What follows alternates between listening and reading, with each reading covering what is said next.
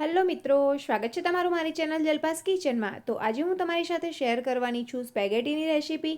તો ચલો આજની રેસીપી બનાવવાનું શરૂ કરીએ. સૌપ્રથમ આપણે સ્પેગેટીને બાફવાની છે, તો તેના માટે એક પોડા વાસણમાં પાણી ગરમ કરવા મૂકીશું. ત્યારબાદ માર્કેટમાં કોઈપણ કિરાણા સ્ટોરમાં આ રીતે વ્હીટ સ્પેગેટી મળતી જ હોય છે, જે ટોટલી ઘઉંની જ બને છે. તો પાણી ગરમ થઈ જાય ત્યારબાદ તેને બાફી લઈશું. પાણી ગરમ થાય ત્યાં સુધી તેમાં ઉમેરવાના વેજીટેબલ જોઈ લઈએ. તો 1 નંગ જેટલું કેપ્સિકમ, અડધું ગાજર, 1 કપ જેટલી બ્રોકોલી અને 1 થી 2 નંગ જેટલી ડુંગળીને આ રીતે સમારી લેવાની છે. તો હવે તમે જોઈ શકો છો કે પાણી પણ ગરમ થઈ ગયું છે. તો પાણી એકદમ સરસ રીતે ગરમ થઈ જાય ત્યારબાદ તેમાં 1 થી 2 ચમચી જેટલું તેલ ઉમેરવાનું છે.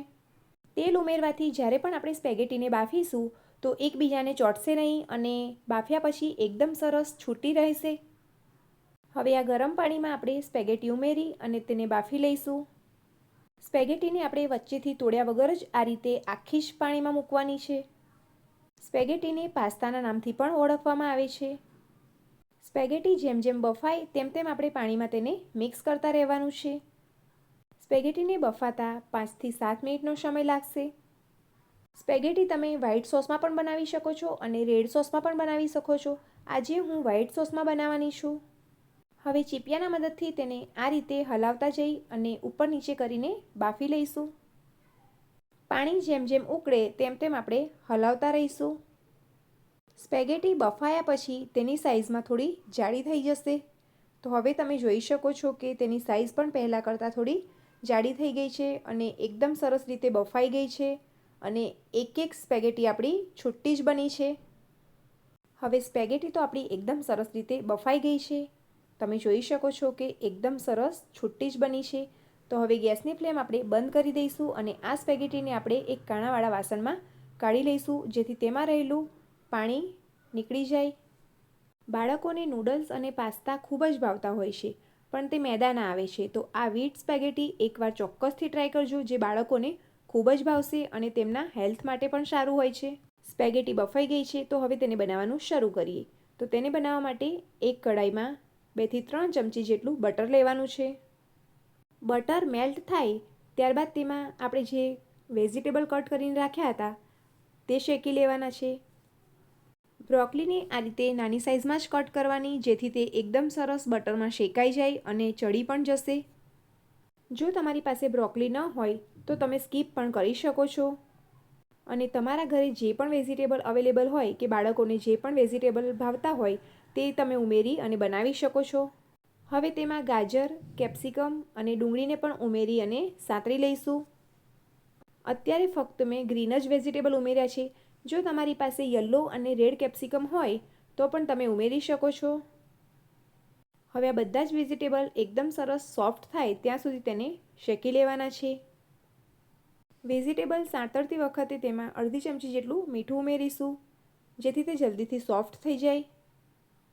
બધા જ વેજીટેબલ એકદમ સરસ રીતે શેકાઈ ગયા છે. તો હવે તેને એક પ્લેટમાં કાઢી લઈશું, જેનો ઉપયોગ આપણે પછી કરીશું. હવે સ્પેગેટી પણ બફાઈ ગઈ છે અને વેજીટેબલ પણ શેકાઈ ગયા છે. તો હવે આગળની પ્રોસેસ કરીશું. એક કઢાઈમાં ફરીથી 2 થી 3 ચમચી જેટલું બટર ગરમ કરવાનું છે. બટર ઉમેર્યા બાદ ઝીણા સમારેલા લસણના ટુકડા ઉમેરીશું. તો 3 થી 4 કળી લસણને આપણે ઝીણા સમારીને ઉપયોગમાં લેવાના છે. લસણ ઉમેરવાથી સ્પેગેટીનો ટેસ્ટ ખૂબ જ સરસ આવે છે. હવે લસણ થોડું બ્રાઉન કલરનું થાય ત્યાં સુધી તેને બટરમાં શેકી લઈશું. હવે લસણ એકદમ સરસ રીતે શેકાઈ જાય ત્યારબાદ તેમાં 2 ચમચી જેટલો મેંદો ઉમેરીશું અને મેદાને પણ આપણે બટરની સાથે શેકી લેવાનો છે. મેદો શેકતી વખતે ગેસની ફ્લેમ આપણે એકદમ સ્લો રાખવાની છે. મેદાનું માપ આપણે 2 ચમચી જેટલું જ રાખવાનું છે. જો તમારાથી મેદાનું માપ થોડું વધારે લેવાઈ જશે તો ગ્રેવી આપણી એકદમ ઘટ્ટ બની જશે. અત્યારે મેં સ્પેગેટીનું માપ 500 ગ્રામ જેટલું લીધું છે. જો તમારે સ્પેગેટીનું માપ ઓછું હોય તો 1 જ ચમચી જેટલો મેંદો લેવાનો. હવે મેંદો એકદમ સરસ શેકાઈ ગયો છે અને તેમાંથી સુગંધ પણ સરસ આવવા લાગી છે. તો હવે તેમાં 1 થી 2 કપ જેટલું દૂધ ઉમેરીશું. દૂધ ઉમેરી અને તરત જ તેને મિક્સ કરી લઈશું. મેદાના એક પણ ગઠ્ઠા ન પડે તેનું ખાસ ધ્યાન રાખવું. તો આ રીતે સતત હલાવતા જઈ અને તેને મિક્સ કરી લેવાનું છે. તો હજુ પણ દૂધ થોડું ઓછું છે, તો ફરીથી મેં 1 કપ જેટલું દૂધ ઉમેર્યું છે. હવે દૂધ ઉમેર્યા બાદ ફરીથી તેને મિક્સ કરી લઈશું. હવે આપણી વ્હાઈટ ગ્રેવી બનીને તૈયાર થઈ ગઈ છે. તો તેમાં સંતળાયેલા વેજીટેબલ ઉમેરવાના છે.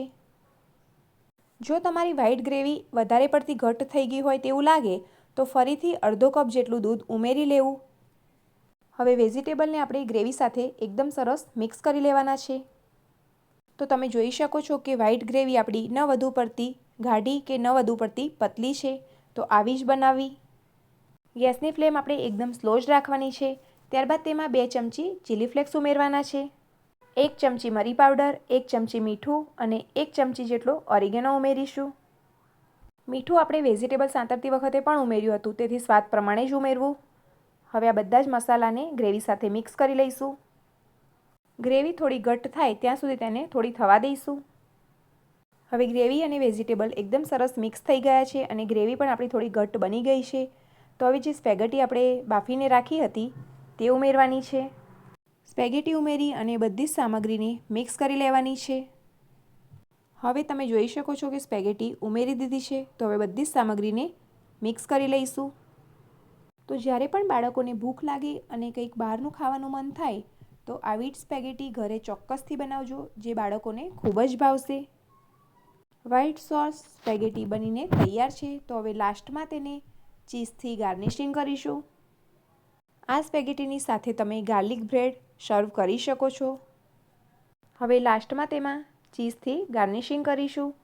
તૈયાર છે આપણી વ્હાઈટ સોસ સ્પેગેટીની રેસીપી. તો તમે પણ તમારા ઘરે ચોક્કસથી ટ્રાય કરજો અને મને કોમેન્ટમાં જણાવજો કે આજની આ રેસીપી તમને કેવી લાગી. તો ચલો હવે આજની આ રેસીપીને આપણે સર્વ કરી લઈએ. જો તમને મારી આજની આ રેસીપીનો વિડીયો પસંદ આવ્યો હોય તો મારા વિડીયોને લાઇક કરો, ચેનલને સબસ્ક્રાઈબ કરો અને વિડીયોને બને તેટલું ફેમિલી અને ફ્રેન્ડ્સના ગ્રુપમાં શેર કરો. તો ફરી મળીશું આવી જ એક અલગ રેસીપીના વિડીયો સાથે. ત્યાં સુધી આવજો.